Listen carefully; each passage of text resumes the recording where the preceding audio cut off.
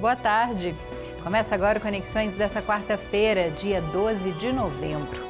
Hoje nós vamos falar sobre o uso de cosméticos por crianças e também sobre racismo ambiental. Vem com a gente, o programa está só começando.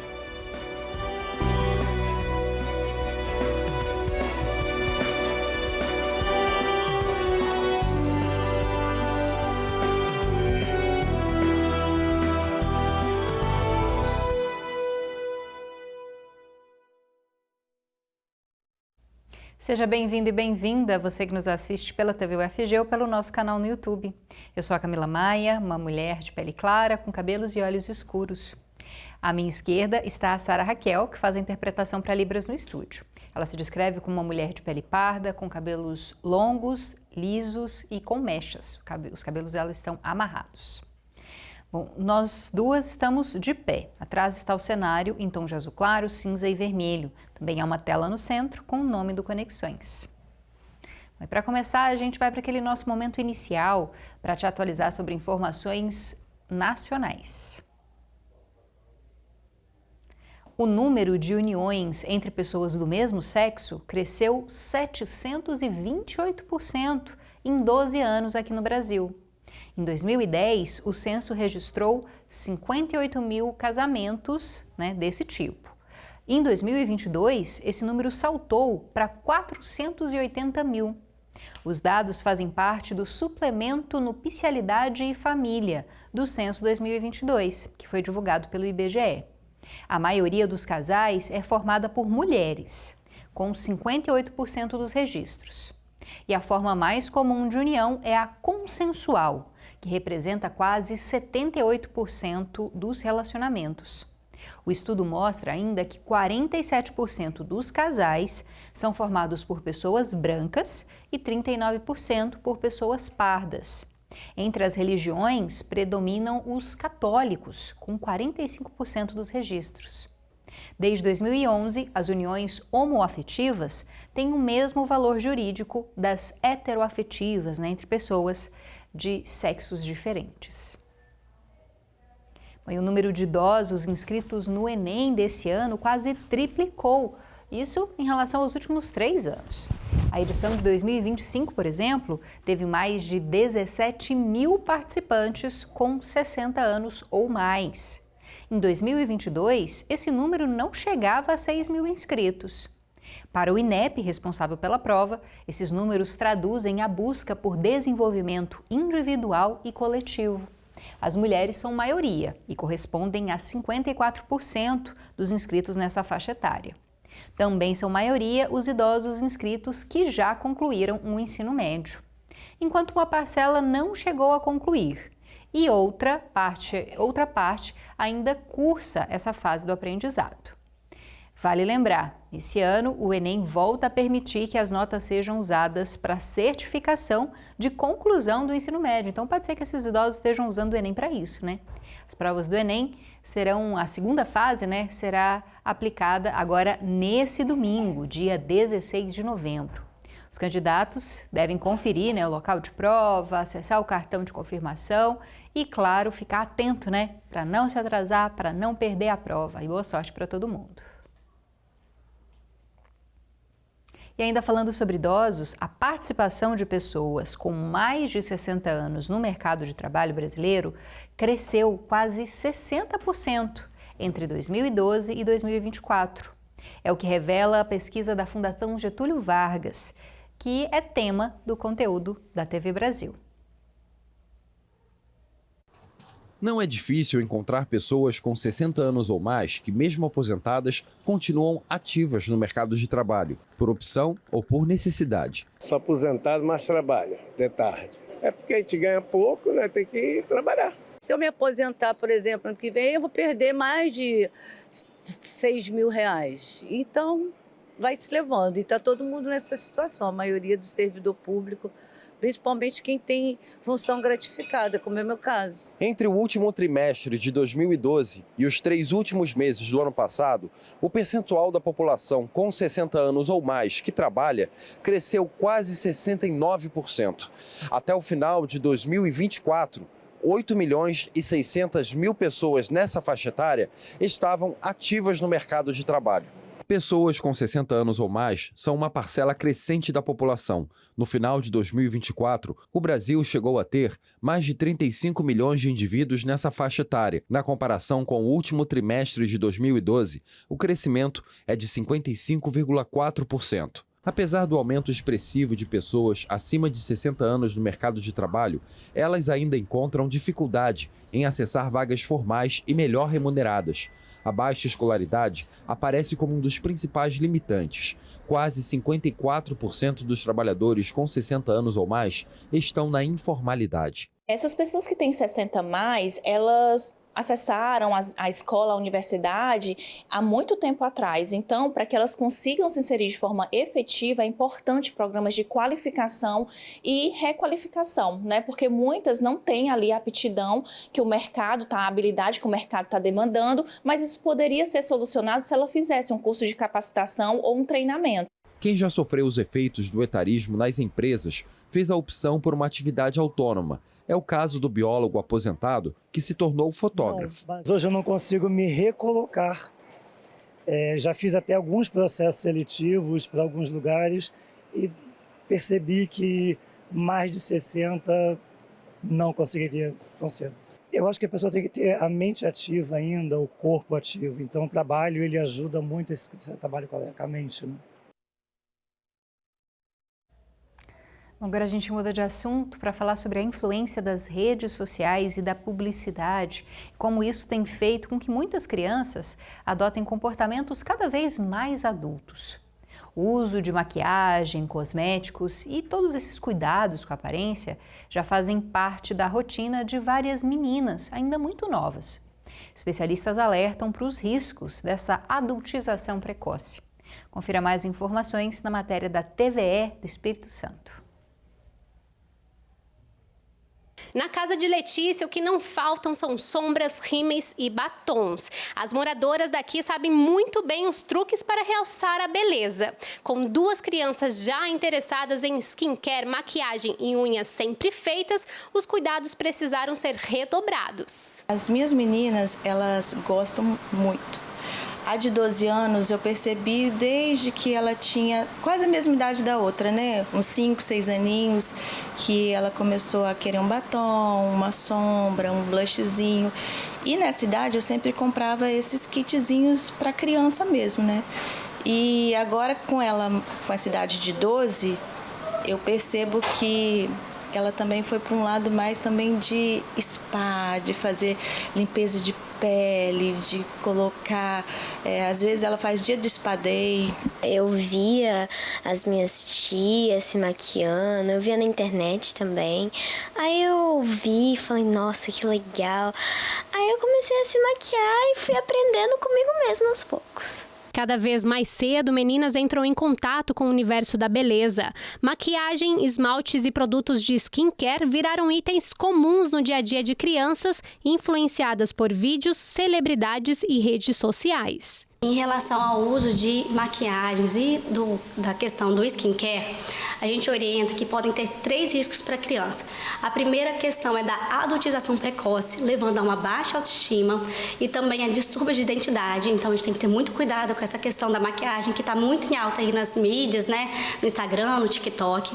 A outra questão é sobre a alergia, que pode causar tanto por contato, por conta dos conservantes nessas maquiagens e também a longo prazo, porque a criança começa a usar a maquiagem muito precoce e ela pode, na vida adulta, acabar desenvolvendo uma alergia a algum dos componentes desses produtos. Uma pesquisa de uma organização americana mostra que 50% das meninas entre 6 e 10 anos já se preocupam com a aparência.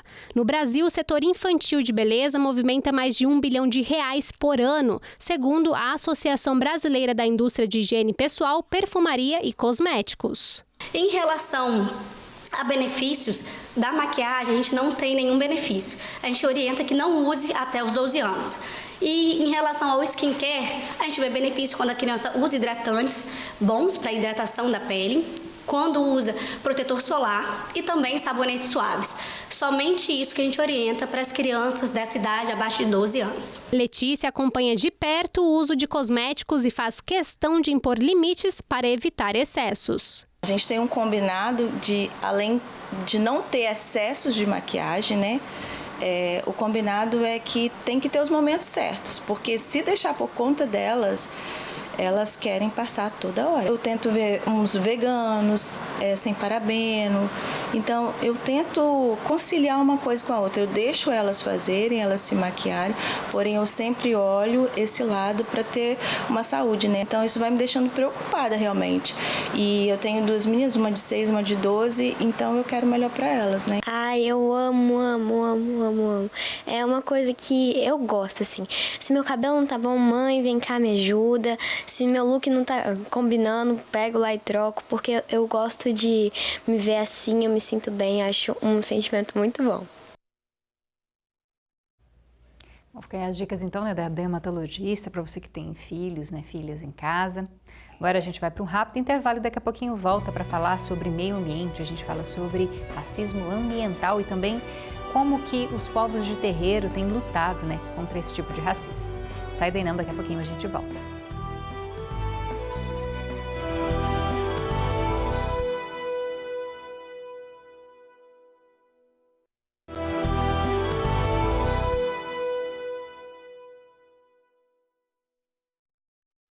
Estamos de volta com Conexões dessa quarta-feira.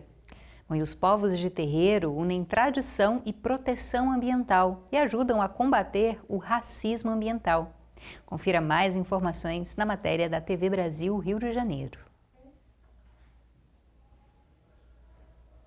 No candomblé e na umbanda, a defesa do meio ambiente é tema central, função bem executada pelo babalaô Adailton Moreira, que transmite aos outros praticantes a herança deixada pela sua mãe, a ativista climática Beata de Iemanjá, que morreu em 2017, aos 86 anos. Existem pessoas hoje que estão morrendo porque não têm o que comer, não tem água. Então a gente tem que ter essas preocupações, isso tem que fazer parte da nossa agenda de vida.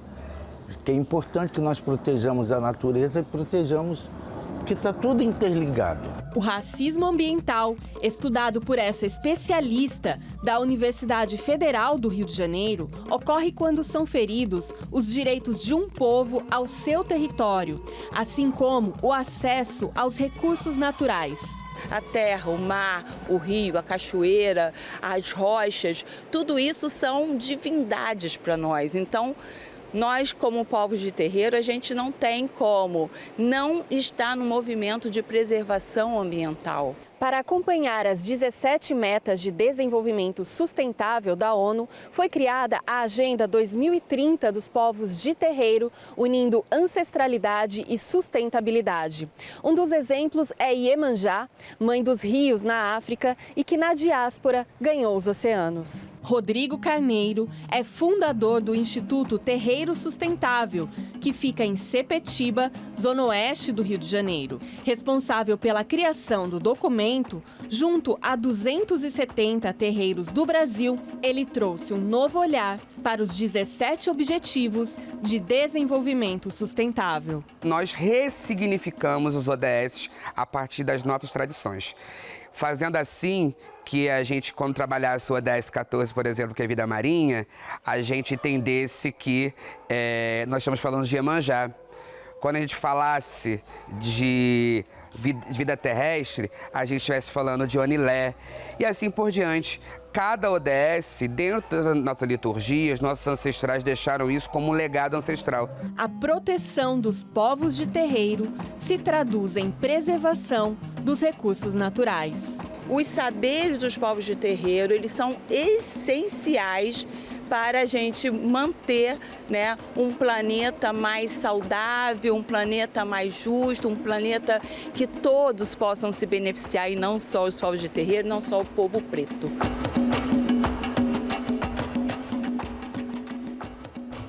Bom, e agora uma informação aqui da nossa cidade. Mesmo com vagas de emprego abertas, a população em situação de rua enfrenta vários desafios para acessar o mercado de trabalho na capital. Segundo a Prefeitura de Goiânia, 121 pessoas tiveram oportunidade de entrevista, mas apenas 12 foram contratadas e só 3 continuam nas funções até hoje. Esses 3 conseguiram sair da situação de vulnerabilidade econômica, mas ainda são diversos os motivos que explicam as dificuldades, de pessoas em situação de rua a acessar o mercado de trabalho.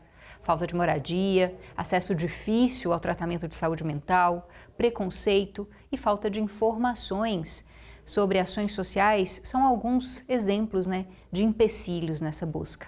E a Defensoria Pública do Estado de Goiás chama atenção para os diferentes cenários que são encontrados nas ruas. Para os especialistas, a primeira medida que pode ajudar essas pessoas é oferecer moradia. Ter uma casa vem acompanhado do acesso a elementos básicos, como higiene pessoal, alimentação e documentos pessoais. Bom, e a Prefeitura de Goiânia, por meio da Secretaria Municipal de Engenharia de Trânsito, tem realizado a Operação Calçada Segura para garantir a segurança do pedestre e promover a acessibilidade nas vias públicas. Apenas em outubro, a Prefeitura já realizou fiscalizações com focos em veículos estacionados em esquinas e agora a nova etapa vai priorizar calçadas, espaços que devem ser exclusivos para a circulação de pessoas, mas que têm sido ocupados de forma irregular por veículos. De 1º de janeiro a 20 de outubro desse ano, Goiânia registrou mais de 26 mil autuações por estacionamento no passeio, na calçada, o que reflete um comportamento recorrente da população. Segundo a Prefeitura, as fiscalizações serão realizadas diariamente com equipes em campo, atuando em todas as regiões da cidade. Bem, agora a gente fala sobre educação e também sobre a superdotação. Eles dominam cálculos, leem sobre constelações e encantam com talento. Conheça a história de 2 crianças com superdotação e também entenda um pouco do desafio dessas famílias para garantir o apoio na escola. A reportagem é da parceira da Rede Nacional de Comunicação Pública, a TV Feira, lá da Bahia. 2 crianças com idades diferentes, mas algo em comum: a inteligência acima da média e a curiosidade por assuntos que muita gente ainda está descobrindo.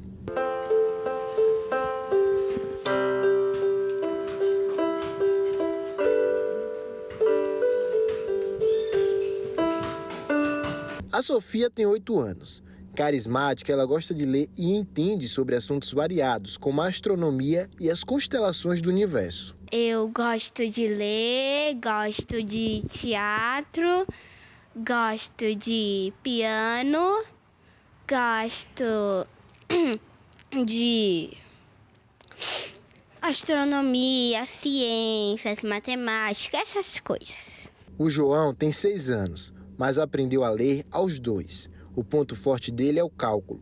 Basta dizer o ano de nascimento que ele descobre sua idade em segundos. Eu nasci em 1998. Quantos anos eu tenho hoje?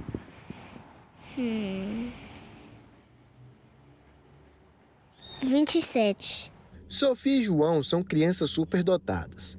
No Brasil, estima-se que de 2 a 5% da população tenham superdotação.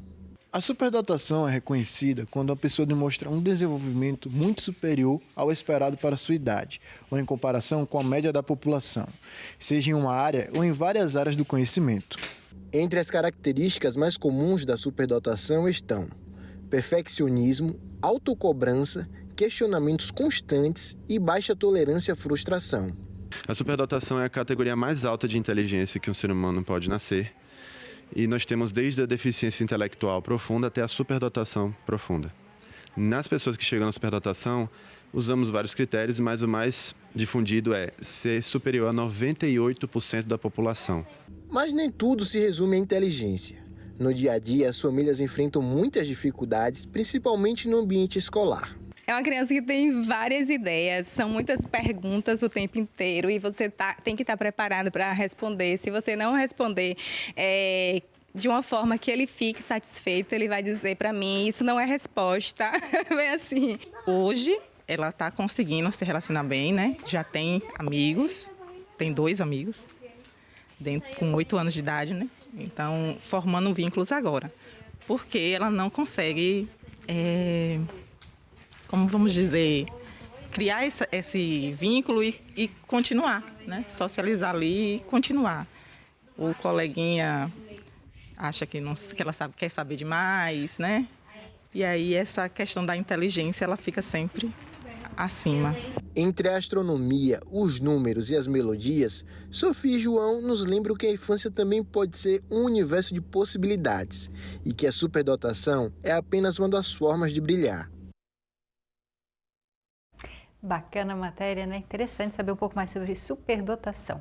Agora, voltando aqui para a nossa realidade local, uma boa notícia para quem tem cachorro ou gato em casa. A vacinação antirrábica aqui em Goiânia passa a ser permanente, ou seja, não vai mais precisar de campanha, todo dia dá para vacinar. Os atendimentos podem ser feitos, por enquanto, no Centro de Zoonoses, na UPA VET, na Faculdade de Medicina Veterinária da UFG e em 8 distritos sanitários da cidade. A imunização fica disponível de segunda a sexta, das 8 horas da manhã às 5 horas da tarde. E a cobertura contra a raiva em Goiânia está baixa, viu? Só de 51%.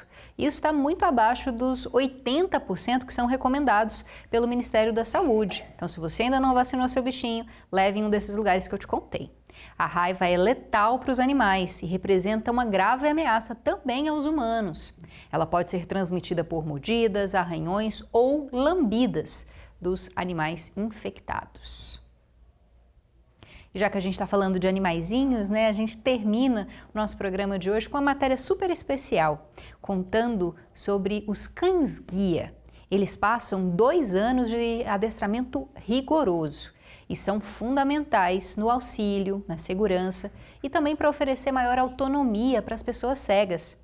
Aqui no Brasil, esses animais que prestam esse serviço são oferecidos gratuitamente para quem entra numa fila de espera dos centros de treinamento.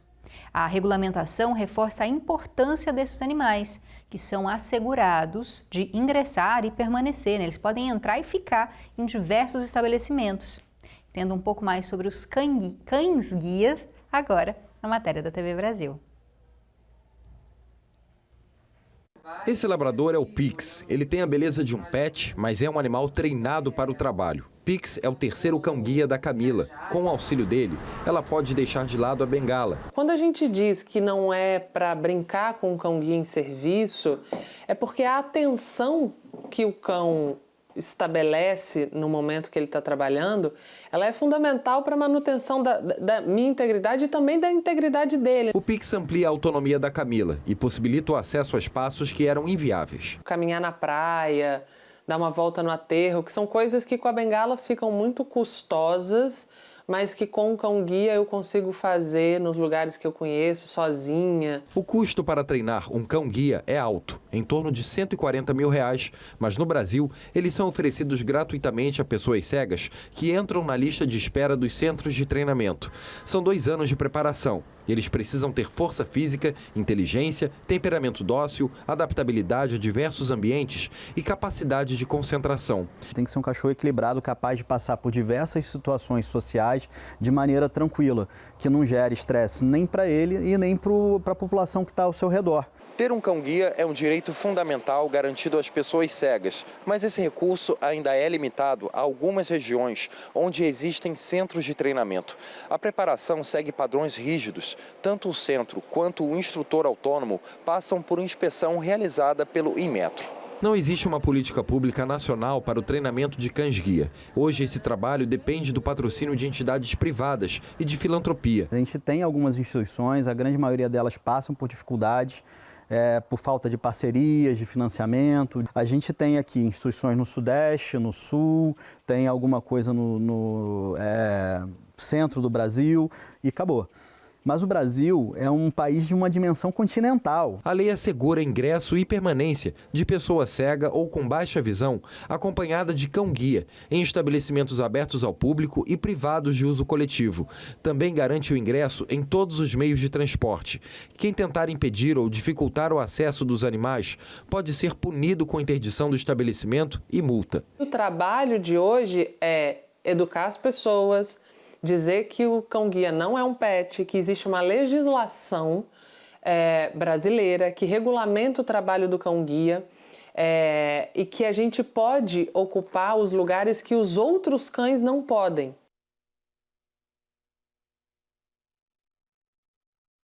Bom, é com esse conteúdo que a gente finaliza o programa de hoje. Se você quiser dar sua sugestão, é só mandar uma mensagem pelo nosso WhatsApp. O número já está aqui na tela, 629-9181-1406.